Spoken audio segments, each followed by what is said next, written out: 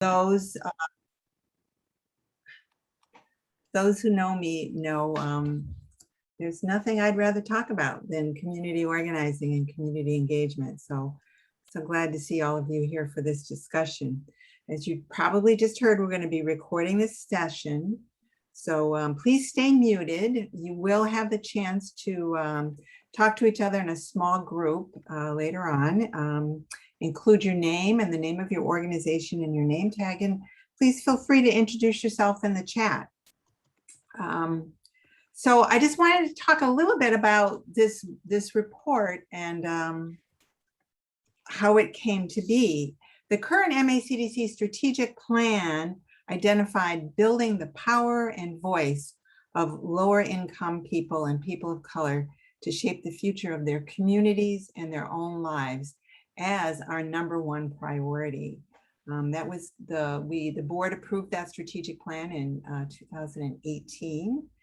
And to inform MACDC's work around that priority, we decided we needed to take a fresh look at the state of community organizing and community engagement work in CDCs in Massachusetts.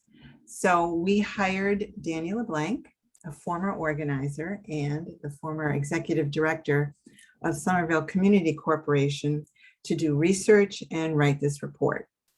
We used an 11-member project advisory committee and a series of interviews and focus groups with over 30 community development staff and leaders from around Massachusetts, as well as other practitioners from the field. So we talked to a lot of folks, and we hope this report will help all of you take your community engagement work to the next level. So thanks for joining us. And with that, I'm going to hand it over to Danny. Well, hi, everybody. It's great to be here, kind of back in the fold, so to speak. Let me say a little bit more by way of introduction, both myself and the genesis of this report.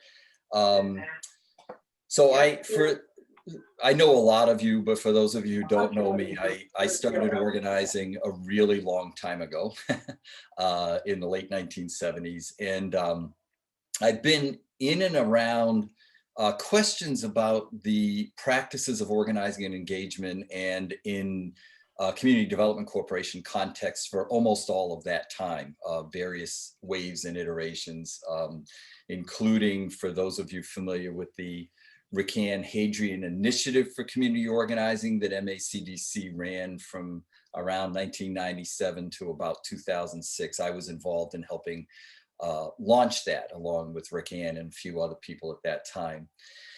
So I've thought a lot about this question over many years, and I also will claim to be guilty as for being the person who, so I think as a board member, I was the one that first suggested that this undertaking take place, and then it got adopted as part of the strategic plan.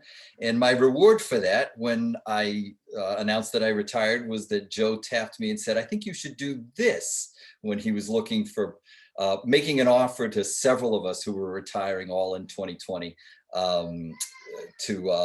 For the idea of being a senior fellow. I was calling myself old guy at first, and then I got an official title of senior fellow.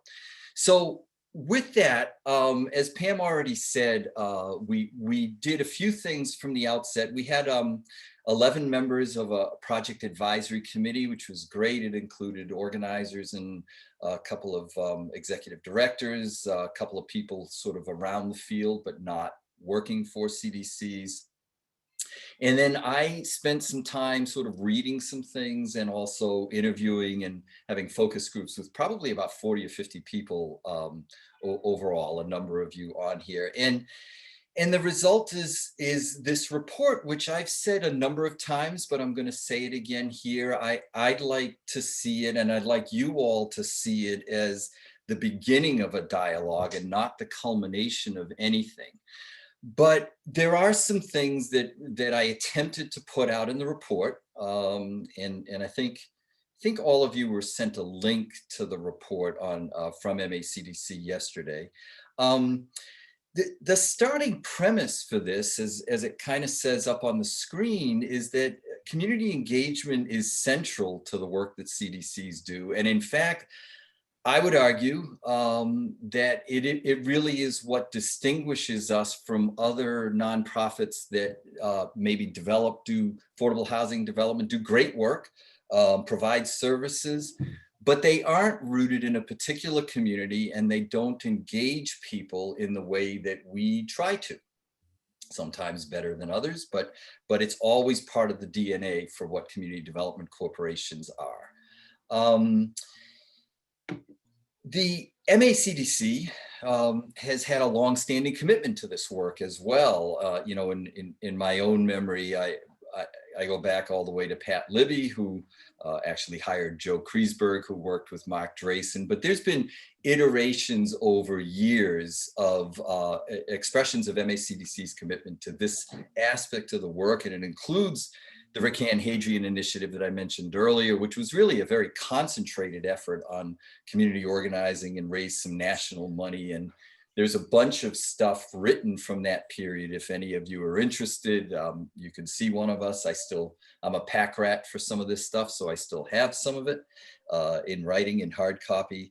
But you know, those of us who are involved in the effort to initiate a CDC certification process with the state and the community investment tax credit, the support for community engagement was one of the central themes of those efforts as well. And of course, you're all familiar with the Mel King Institute, does a lot of training in this space. And Pam has for years, and it may have predated Pam as well, staffed a peer group of organizers and engagement specialists in CDCs, you know, much like folks also gather in real estate work and small business and so forth. So to get to the report, one of the things that I tried to do, and I got a lot of feedback on this as well, mostly in agreement with at least the general notion, is to try to lay out various aspects of community engagement work along, you can call it a spectrum, you can call it a continuum, but what I'm trying to do here is to say, there are various aspects to this work. There are different ways to approach it. There are different ways to think about it. And we shouldn't try to lump everything into a one-word expression of either organizing or engagement. And we should try to understand the various aspects along this continuum.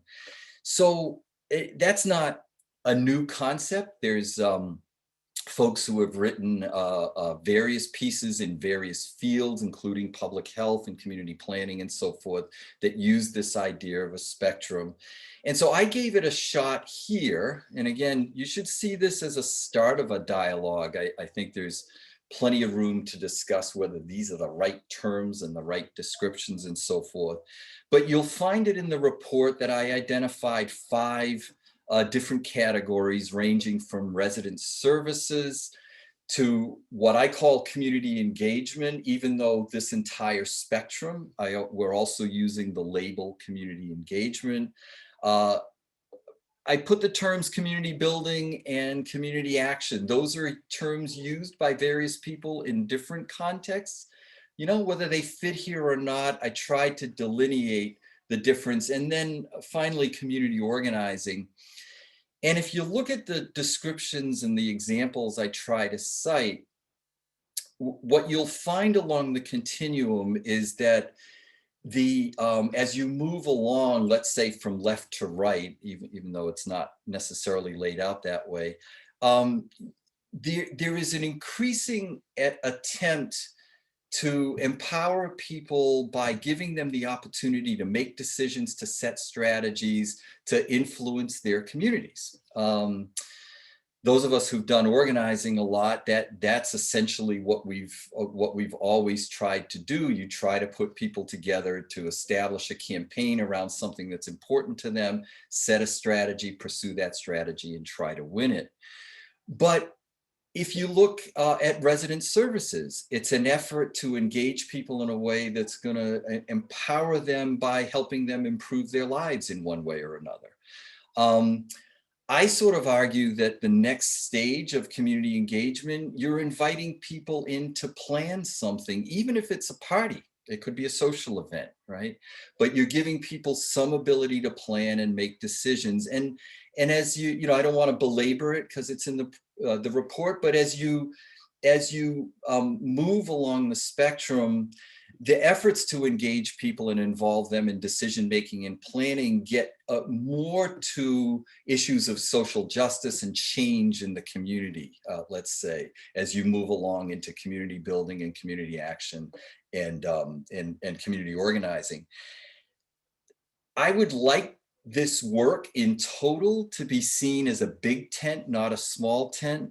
Some of us who were very, very closely involved in RICO, the Recant Hadrian Initiative, quite frankly, look back on that and think we might have been a little bit too dogmatic and maybe polarized a little bit too much. You know, the idea is, damn it, you were either doing organizing or you weren't. Well, there's lots of other ways to approach community engagement, I think. I'm obviously a huge fan of organizing. I've spent most of my career doing it. But I think there's a lot to be said for the other aspects of the spectrum, let's say, continuum. And so the attempt of this report is to look at all of this work as various ways in which CDCs and staff members of CDCs and board members and leaders of CDCs engage people in their community, bring them into some fold, some activity, some expression of the organization and what the organization is trying to do. Now, there's a couple of tricky things about this, I would say. So the reward of this work is, you know, let me just say, give an example. You see somebody that when you first encountered them would barely speak up or barely say their name at a meeting, and 2 years later, they're testifying at the city council on something. It's a great accomplishment, great sense of accomplishment for that person, but also any staff member of a CDC that worked with that person. But it's a lot different than driving by a building and saying, we built that, or providing a concrete service that gives a certificate to somebody, or an actual monetary benefit or something like that. You help a small business get a loan. So part of what makes this work tricky is that it's harder to point to the accomplishments, frankly. So you got to work at it, and you got to figure out how you're going to derive your satisfaction from those expressions of power. And honestly, as a CDC, I would argue, take advantage of that power that you're building to move the various pieces of the agenda of the CDC as well. That's part of why you do this stuff, besides the intrinsic value of watching people grow and gain some sense of power themselves. But again, it doesn't have the visibility. So you got to think about how you're gonna honor those accomplishments and those expressions of power with people. The process can be time consuming. I'd be the last person to tell anybody that it's easier to make a decision as a group than as an individual. It's almost always easier as an individual, but you don't get the same sense of organization building, and you don't empower people to help make those decisions and participate in the action. That's what engagement does. And you can't do that if a single person is just making the decisions, or a couple of people in a room are making the decisions themselves. But you do have to prepare yourself to put in the time, and that some decisions might take longer than you might like. And sometimes it tries your patience. That's just the reality of the work, I think. There's also some potential for conflict. Again, I would argue that you'd be foolish to pretend that there's no such thing. CDCs, and here I would speak especially to boards of directors and executive directors and maybe deputy directors. Be prepared for how you want to manage that conflict. If conflict arises in a CDC, how are you going to address it? What's your plan? How will a decision get made?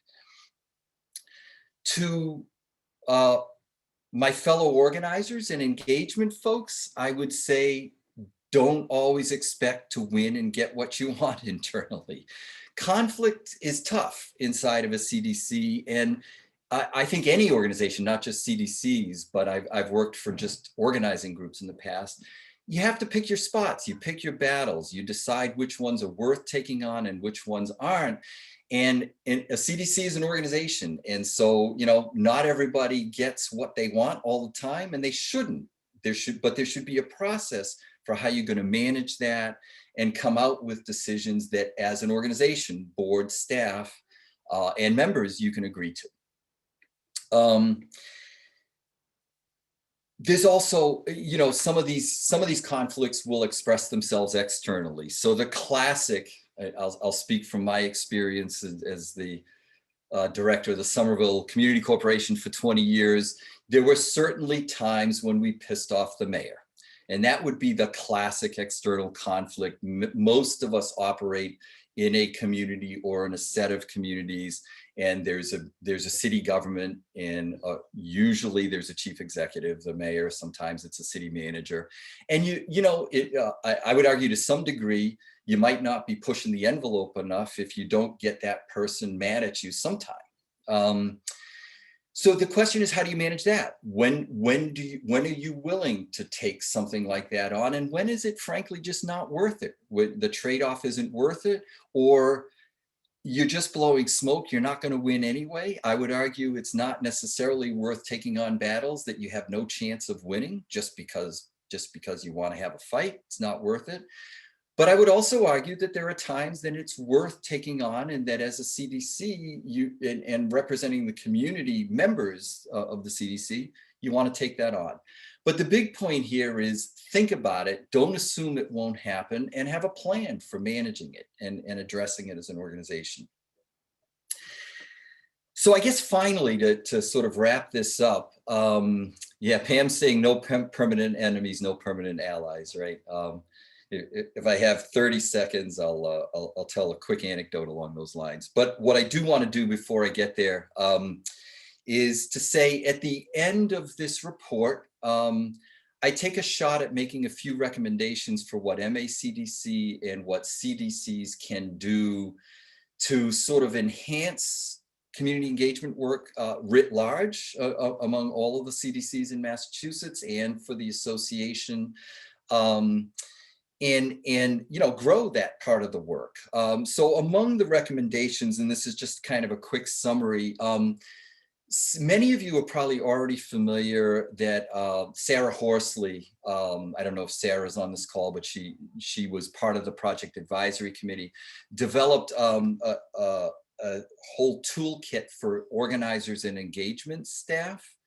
And I would make the case that you might have an analogous toolkit for CDCs overall that might also speak to the roles of executive directors and the roles of board members and the roles of other kinds of staff members than engagement staff in the total package of engaging the community for the CDC. Might think of communities of practice, that sort of expression. Are people getting together to share these strategies and learn from each other what's worked well and what hasn't worked so well, that kind of stuff. The professional development and I guess I would add acknowledgement of organizing and engagement staff is sort of a long-standing issue in the field.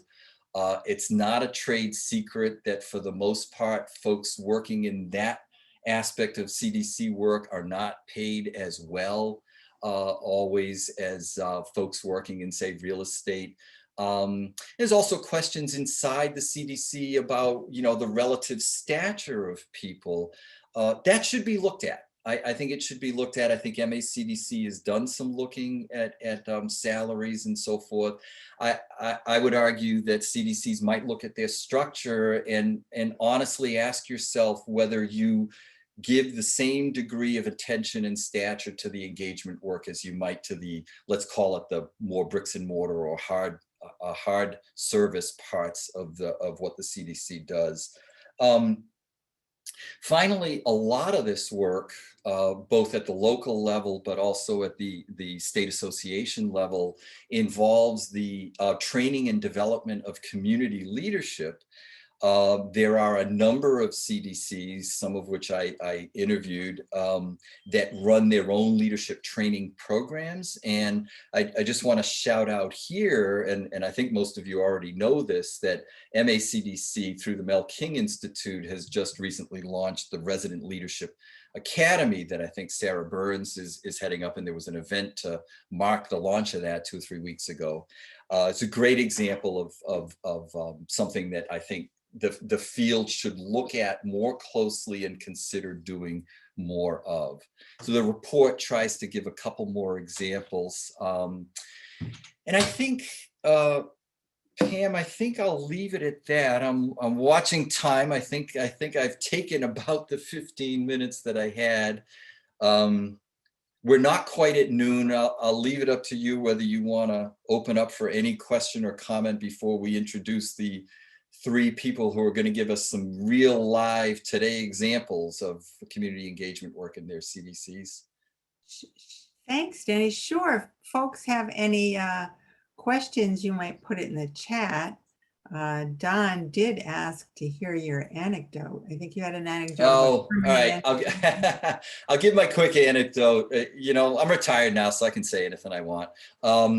So and it's long enough ago, and he's also leaving office. So about 10 years ago, Somerville Community Corporation we got embroiled in a battle around a local hiring ordinance. And as part of that organizing campaign, we ran an action on the mayor's office that let's just say mildly they took offense to. They were not happy, and so much so that the mayor wouldn't talk to me for a month. He literally wouldn't talk to me. And then he agreed to a meeting that our board chair asked for, almost solely for the purpose of undressing me in front of the SCC board members. But you know, 4 months later, he was coming to weekly meetings in our office because we jointly championed the Community Preservation Act in Somerville and actually passed that campaign. Meredith Levy from our staff essentially managed the campaign, and Mayor Curtatoti chaired the committee. It's a great example of what Pam put in the chat. You know, no permanent enemies, no permanent allies. You can tangle with the mayor at times and then be best of friends at other times, and life will go on, and you will respect each other. Basically, is I guess that I would say from that anecdote. I could probably tell that with more colorful language, but I'll save the colorful language for now. Thanks, Danny. It also helps if your organization's got a lot of power. If the mayor knows that you guys are working with a lot of his constituents and people who vote, he will probably not stay mad at you for long. Let's take just a real quick look. There's a couple of other things in the chat. Yeah, I see Rich's, Pam. So Rich, there are some numbers in the report. You know, something like 70 people across the association work in jobs that are titled with organizing or engagement, or including resident services and that sort of stuff. And my estimate, it's a little hard to get it exactly, but this comes from MACDC's goals reports, as well as some scanning that I did. Around 30 people have staff and or departments devoted to this work. Now, having said that, the thing I would add is that I can't imagine anybody in I can't imagine any CDC that doesn't do some level of community engagement. Even if the CDC has only one staff person, the executive director, that person's almost certainly spending part of his or her time doing some engagement in the community, right? So so I would add that I think there's, you know, when there are dedicated staff and departments is one question, but I think it almost by definition has to be part of what a CDC does to be in business, basically.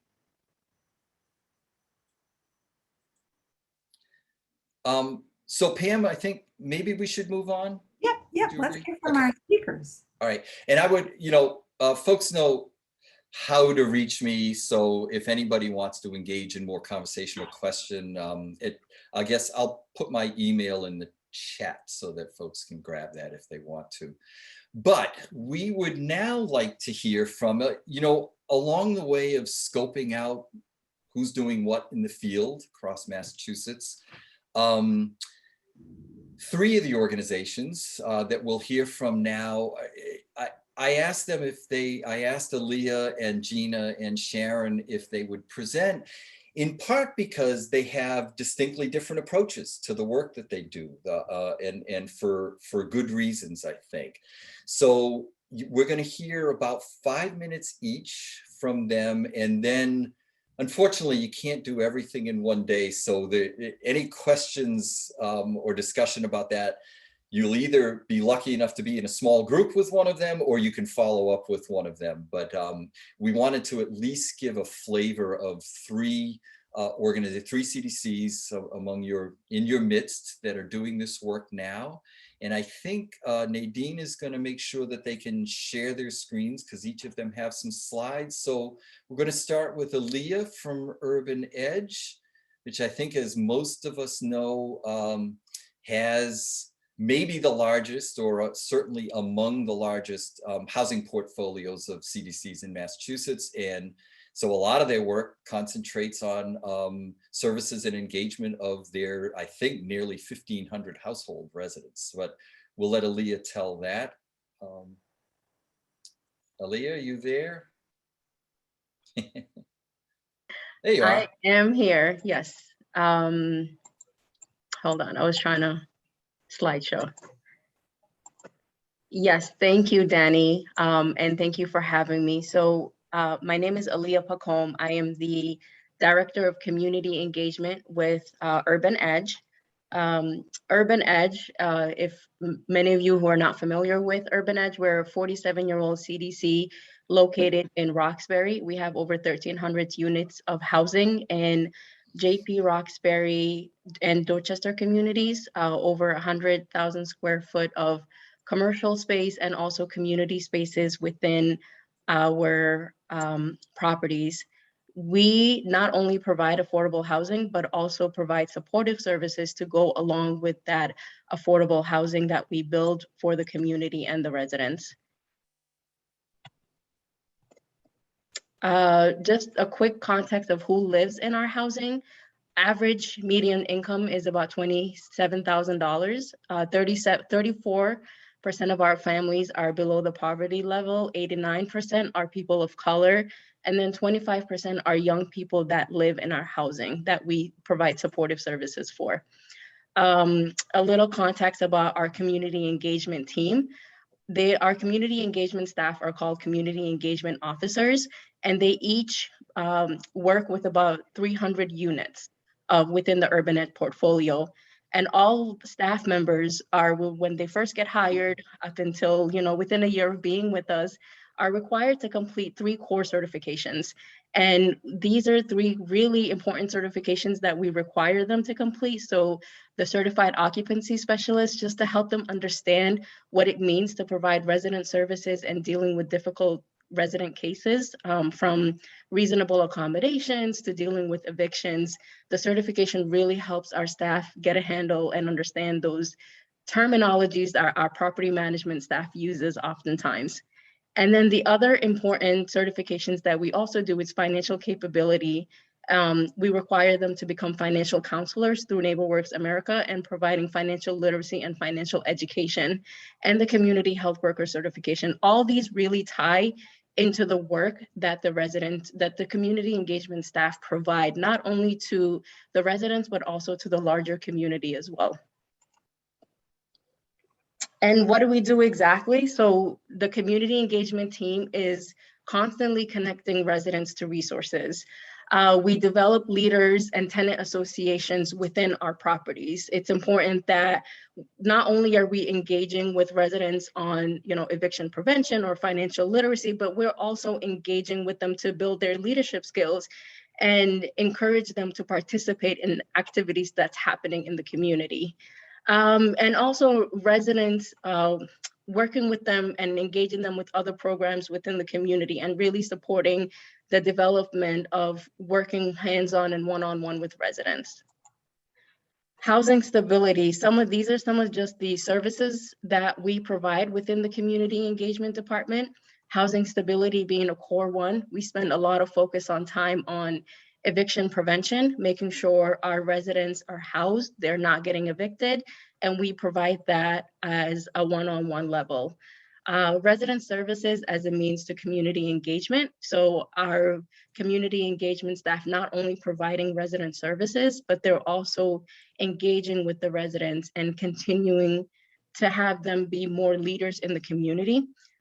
Increase in economic mobility. We talk about that through financial literacy and financial education, and really combating this wealth building and asset building for our residents. Leadership development being a core work that we do, and really continuing to engage with residents and have them be involved with what's happening in the community, having them participate in community events and community meetings, and also tying into this having a voice and speaking up.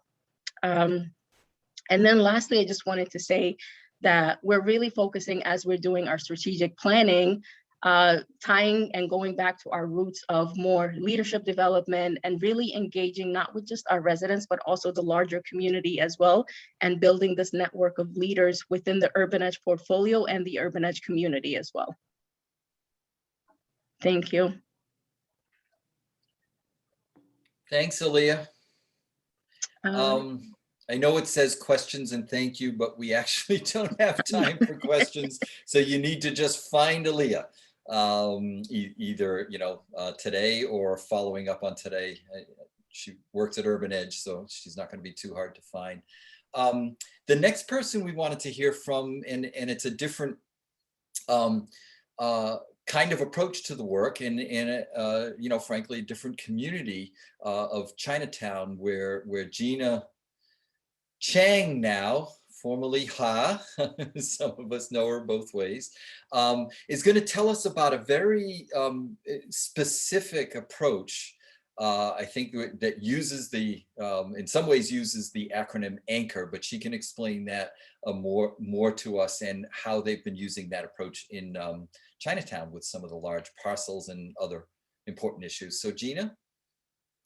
Great. Thank you, everyone. So yeah, I'm Gina Chang, changed my last name.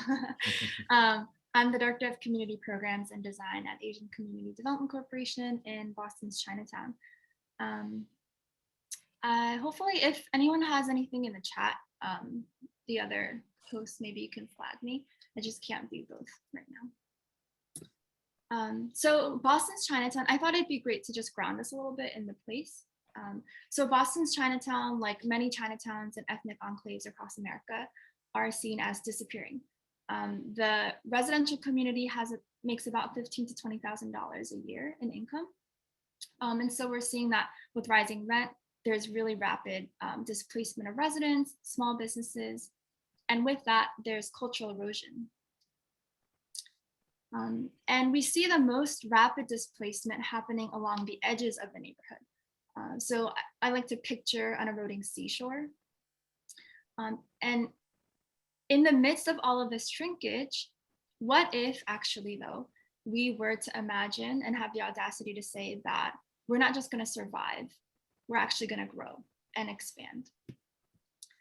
So ACDC launched in 2018 our Anchor strategy.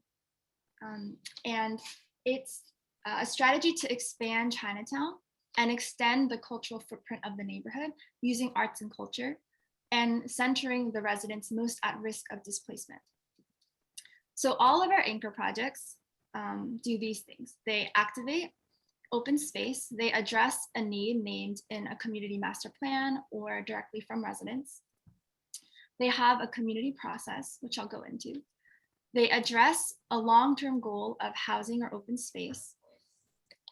And we're centering, like I said, working class residents most at risk of displacement.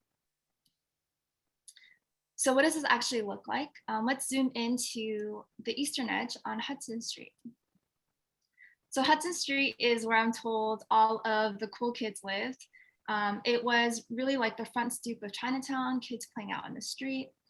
Until the 1950s, as we know, the state's highway construction came and actually tore through the street, displacing hundreds of residents and turning Chinatown's beloved front stoop into this condemned corner. After almost 10 years of organizing, ACDC and community activists fought to get the land back and were able to build about 150 affordable homes called One Greenway. This is the site now. But bringing back homes was definitely put us on the path to healing, but the story's not finished. There was a great tight-knit community, but that social fabric that was disrupted by the highway hasn't really healed. Displacement from the highway actually turned into, or was followed up by displacement from gentrification. And so right now there's a really interesting, strange patchwork of residents here. We have new immigrants, we have working class families, we have downtown workers all living side by side on the same block, but they don't know each other. They don't like have overlapping social circles. So how do residents have ownership of the space? How do we heal the social amnesia from cultural erosion? We launched a social experiment called Hudson Street Stoop. And the goal is to bring back stoop culture, create a modern day stoop in Chinatown.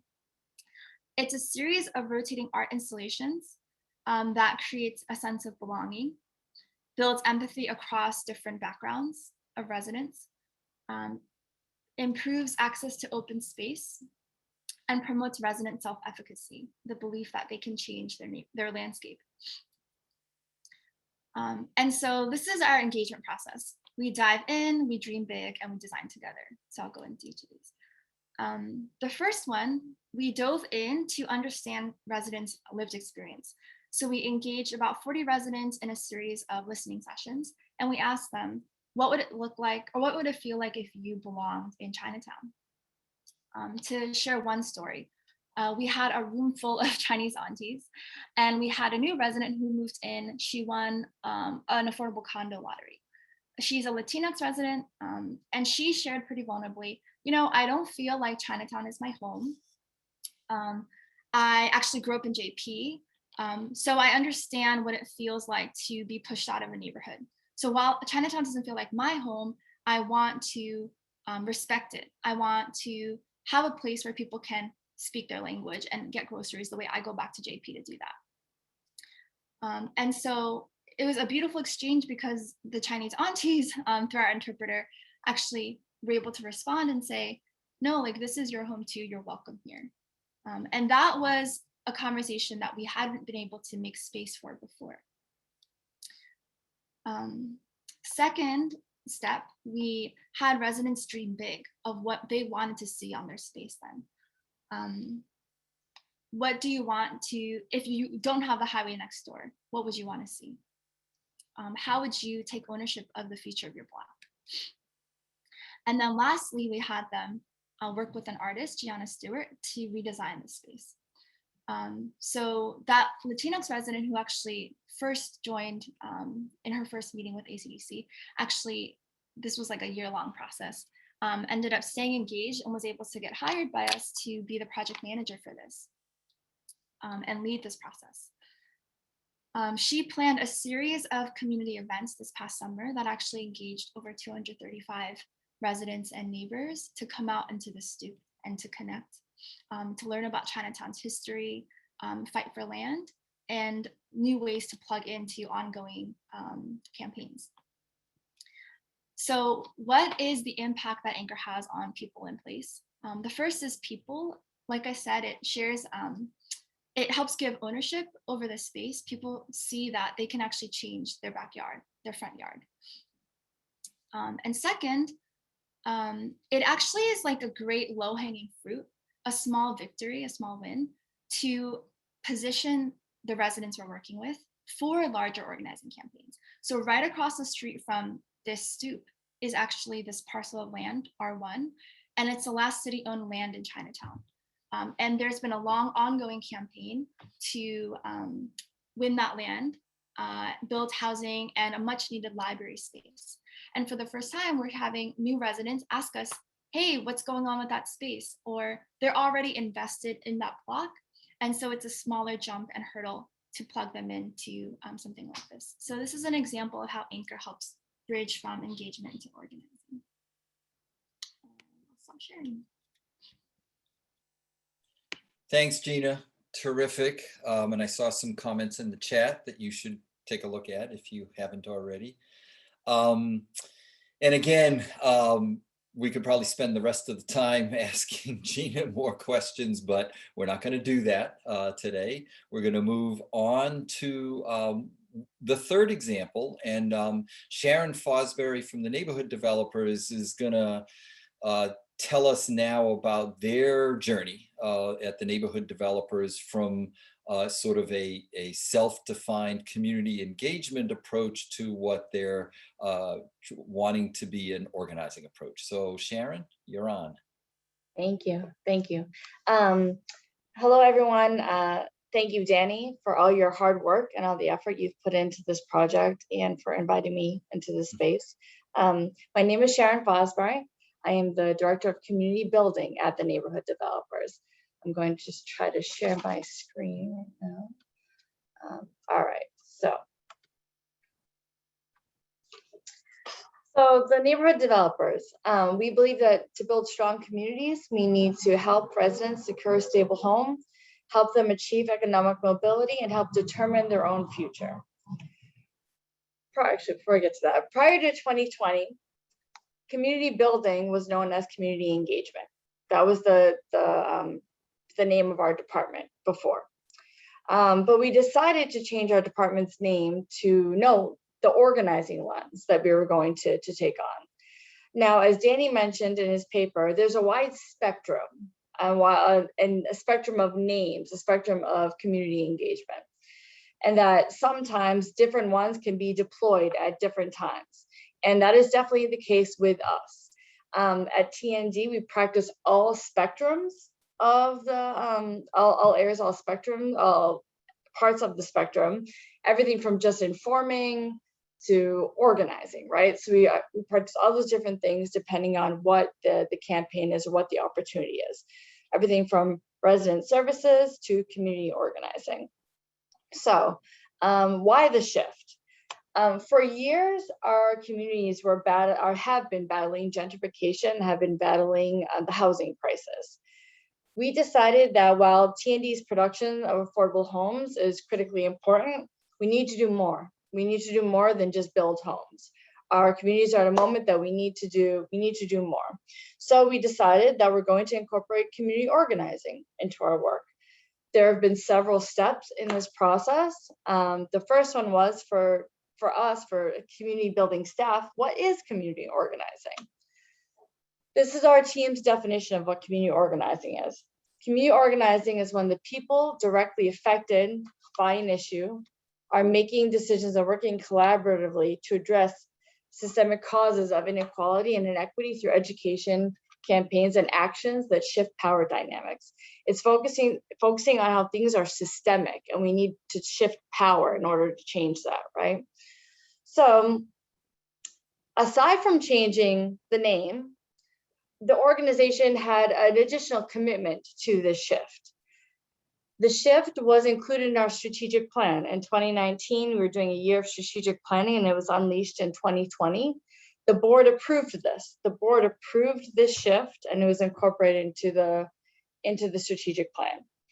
All full-time staff attended an organizers training for Midwest Academy training and organizing for justice. We originally were supposed to go in March of 2020 to Chicago, but the pandemic hit, so that got a little postponed. We attended it virtually in 2021. TND also hired an organizing consultant to help our team with making this shift and giving us advice and expertise on how to make this shift. We have been developing an organizing logic model that details what we think of community organizing and why we're doing it, for what purpose. Then another thing, we developed a procedure to evaluate opportunities. As Danny mentioned, there can be conflict that comes with organizing. So how do we deal with that conflict? Our organization, our CDC, developed a document to evaluate organizing opportunities, and we'll get into that in a moment. So these are the strategies of our logic model. We believe in base building. We need to build a base, a mass of people that care about affordable housing, that care about housing issues. We then need to get those people committed or get them connected to different opportunities to develop their leadership development. That could be a resident group, that could be a partner group, it could be a training, right? All these different things. And then we need to get them connected to opportunities. So get them in the door, get them connected to different things, foster their leadership, and get them connected to opportunities for action, for campaigns. We hope that from this, we can shift the power dynamics. So what does that look like? Base building, block parties, winter celebration, cleanups, resident groups, referrals from partner organizations or internally from other departments inside TND. We follow up with those people. From there, we identify the members who are interested in housing issues and other areas of TND's work, and we get them connected to those things. Then we have leadership development. Our housing equity committee, this resident group that's focused just on housing and affordability, there's an educational series that we had with them. We invited some from CHAPA to come. We were having speakers come and talk about local housing policies and state housing policies. We have a board leadership boot camp that we're actually putting on right now. It's 4 Thursdays in October. It's basically a crash course on what you need to know to be on a board or commission for municipalities and for nonprofits. So we want to create the leadership in there. We also take advantage of different opportunities like MACDC Lobby Day or phone banking legislators about the eviction moratorium. We focus with residents on building their skills for that specific opportunity, right? So from the community members who are interested in other things, we get them connected, we work on their leadership development, and then we find out who is interested in getting involved in action or campaigns. We most likely are feeding them to partners and partner campaigns. We say that because there's already a lot of stakeholders and a lot of people who move campaigns in Chelsea and in Revere. And so if there's a need for us to organizing around something and no one's doing anything, we might take the lead. But more often than not, there's already someone doing it at the local level or state level. And so we're getting them connected to those opportunities. So from then we get campaigns, we find opportunities. We're going to get people connected to action, right? We want to find out what campaigns are we getting involved with? There's conflict. So we have created this document. This is the decision-making guide for determining mission-related advocacy and organizing. We have an opportunity, MACDC Lobby Day, phone banking legislators, right to counsel, TOPA, these different opportunities, or like inclusionary zoning, maybe that's a local policy. State and local, an opportunity arises. We need to determine what the level of involvement is and what the level of controversy is. And then we need to follow this process, and then there is a decision maker who's making the decision on whether or not we're pursuing this or not. And then we need to, this is how we evaluate. This is how we evaluate those things. Like the decision, like this is the criteria. Is there a mission alignment? What is the impact on reputation? What is the impact on our other areas of our work, right? All of those different things. So from there, we evaluate the campaign and whether or not it's a decision that we should go forward with, and how, and what is our level of involvement in that campaign. So this is what we've done to try to manage the conflict. We know that sometimes it works out, sometimes it doesn't, and we're willing to adapt, and we're willing to adjust. So this is what we've done so far. This is what's been guiding our shift. And yeah, if anyone has any questions, please feel free to reach out. Sharon said that before I said it this time. Thanks, Sharon. That was terrific. And I, again, in the spirit of opening up a dialogue, which I said, I hope that the report that I wrote does. I think each of these brief presentations hopefully opens up windows for a bunch of you to pursue some different ideas about how to approach some aspects of community engagement work. And I think, Pam, I see you over there. I'm going to turn it to you because I think we're kicking into small groups now, right? Right. Thanks, Danny. Wow, those are great presentations. I love the work that all three of those organizations do. So I'm really glad we got to see them a little more closely. So now we're going to break up into small groups. I just right now, I'm putting a link to Jamboard into the chat.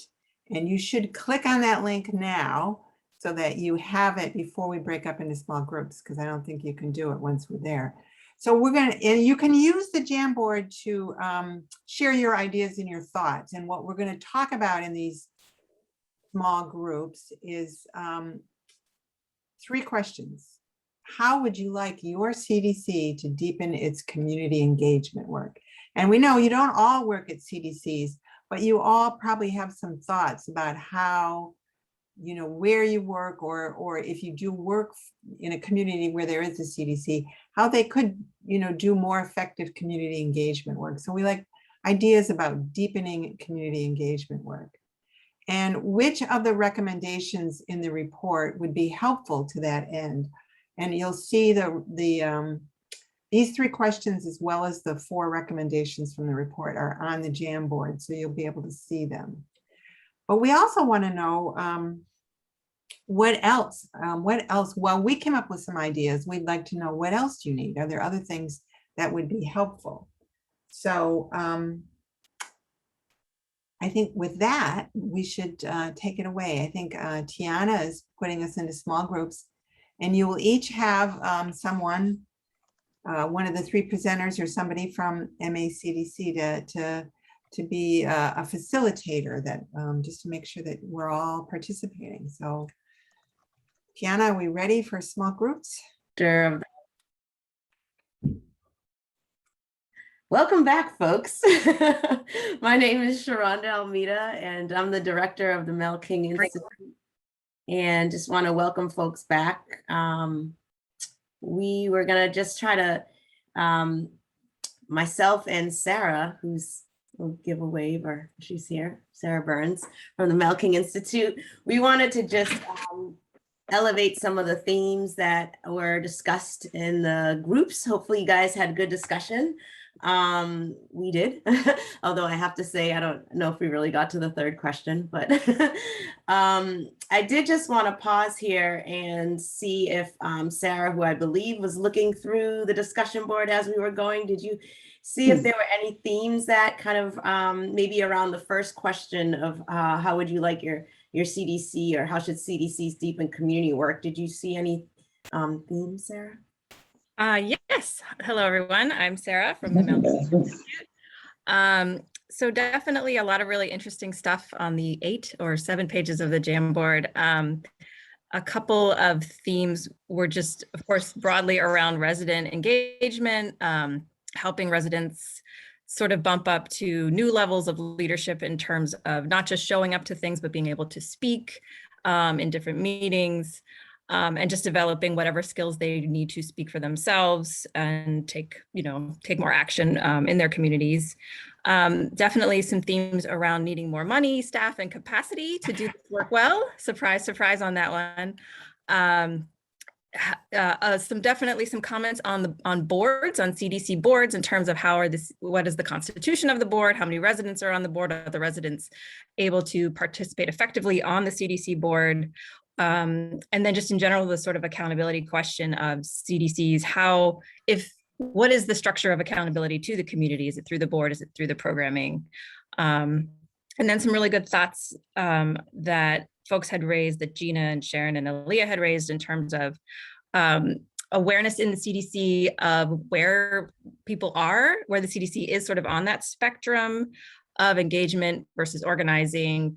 Like, we can just sort of say what we're actually doing and kind of own it and be clear about it. And then also be clear about the fact that there are tensions, kind of what Danny was saying, in terms of tensions, maybe internally and externally.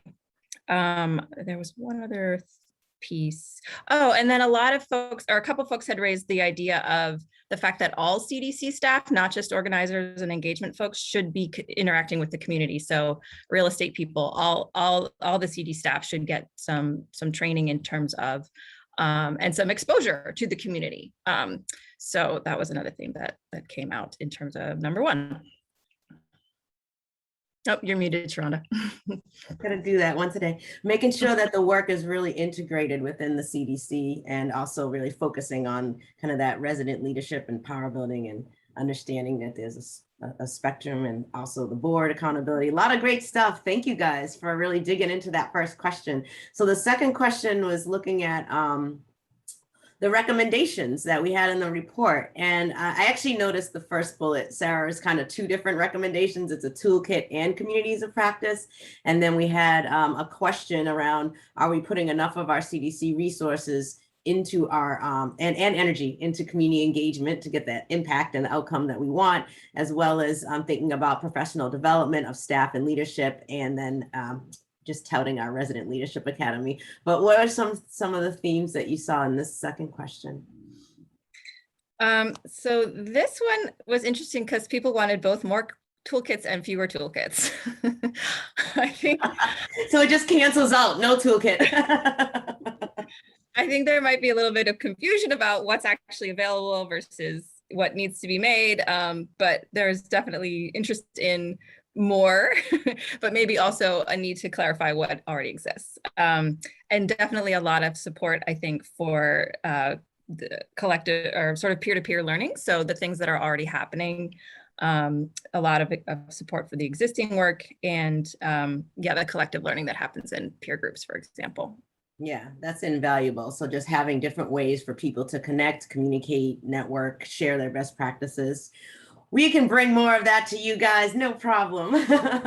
And then what else do folks need to, so that's the question our group didn't get to, although we did I just kind of threw in the more money. But what did folks say around that? Yeah, I wonder if maybe a lot of groups didn't quite get that far. People want to see Sharon's documents. More Sharon. More Sharon. There was an idea also for a resource fair. So those were the 2 that I picked up, and folks will have a chance to chime in too. So I'm not the only one summarizing your ideas, but those were 2 things that I did notice. All right, great. Thanks, Sarah, and thanks you everybody for participating in those breakouts and sharing. And obviously this is just the beginning where we're having a conversation here.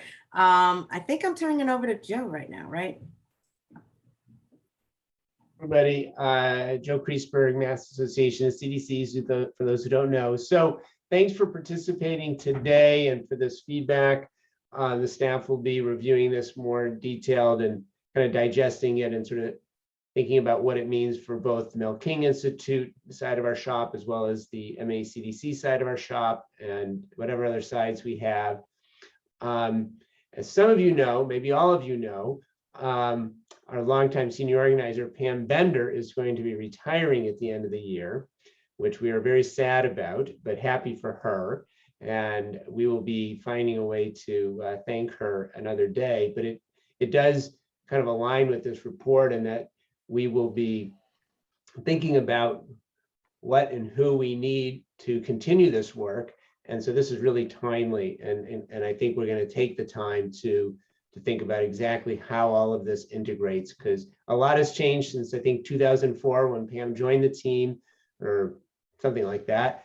And we've got the King Institute, which didn't exist then, and a lot more resources. And of course, well, some things have not changed in this work, some things have, especially in like the technology space. So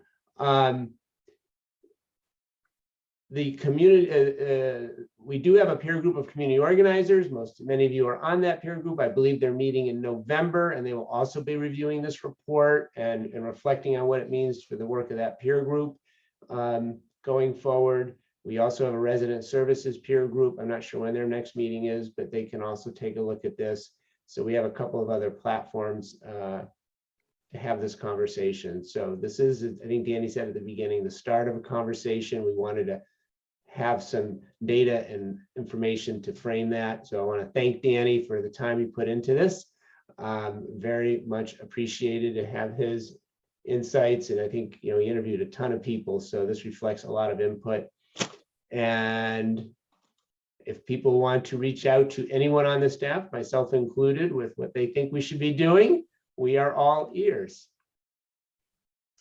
So with that, this is being recorded so people can share with others on their staff if they want to. And we'll be back in touch. Anything I'm forgetting? Pam, Sharonda, Nadine, anybody? No, but thanks, guys. This is awesome thinking. We love hearing from you about how to get better at this work. Yeah. The and webinar on the toolkit. Which toolkit? Oh, the next toolkit, our toolkit. Yes, Sorry the if I feedback did it. toolkit.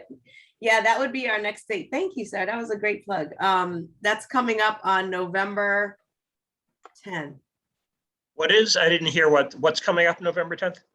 The Mel King Institute Community Organizing and Engagement Toolkit webinar. That's the Oh, cool. assessment tool that we've created for community organizers and community engagement staff. And Sarah's been working with us on that, and she's going to Excellent. be leading that. And it's a resource that's available for you all to use. So maybe we can even follow up to the participants of this call with information on that. And So- there is a Mel King Institute's having an organizing 101 training in December, I believe, right, Sharonda? Yes, with the illustrious Sarah Horsley and Melinda Vega. So coming up next, mark your calendars, and we'll do a part 2 in the winter. So lots of organizing coming up for folks, especially those just getting started in the next few months. And Rich, did you have your hand up? Did you want to ask a Yeah. question? Danny, I'm sure could speak more to this, but it's really interesting to note now how we're all in agreement that in some way there needs to be engagement and community organizing and involving more folks and in getting people power happening, right? But back in the day, going back 30 years or so, that was even in CDC land, a somewhat controversial idea, or was less widely agreed to or accepted. And that back in the old days, even things like voter registration drives, there were many CDCs that thought you as a CDC and a 501c3 could not do a voter registration drive because it was partisan.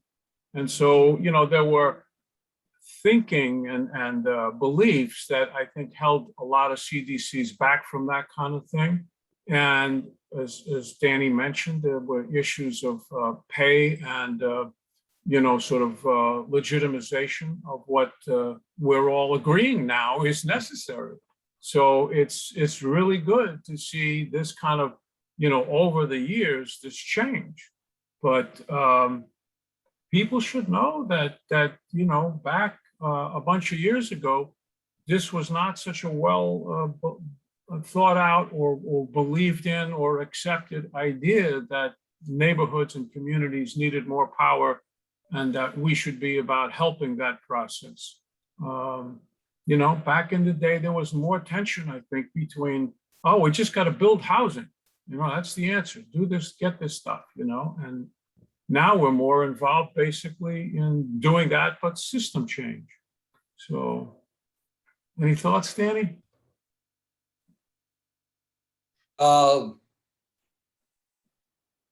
Too many. So I'm going to leave it on the table. I will just say, because I know we're probably running past time now, Rich. I continue to be interested in this conversation, even though I am without portfolio anymore. Well, I have a portfolio. It's just not at a CDC anymore. So I put my email in the chat for anybody who, many of you know how to reach me anyway. So I'm happy to be part of this conversation going forward. And I'll leave it at that, Rich, because there's too many things that could be said about the history. History's long, so. Can I just jump in? I just wanted to take a moment and appreciate Danny and his work on this. Thank you for presenting today. I also wanted to appreciate Pam for all her commitment to all her work on organizing, and to thank our speakers and presenters for some really great examples. I just think it really brings it to life to just hear the exam. I mean, you know, it's nice to read a report, but we really want to hear what you guys are actually doing. So thank you for sharing. And then I just wanted to, you know, it is 1 minute to one, but it's nice to gather. So for folks who need to move on, then we're glad you guys joined us. But if you want to stay and have a few additional questions, then feel free to stay on the line. But just wanted to give folks permission to stay or go. Yeah, and Sharonda, I can stay a few more minutes. I actually teach a class this afternoon, so. No, we but I can want stay you a all few more minutes afternoon, if that's Danny, helpful. but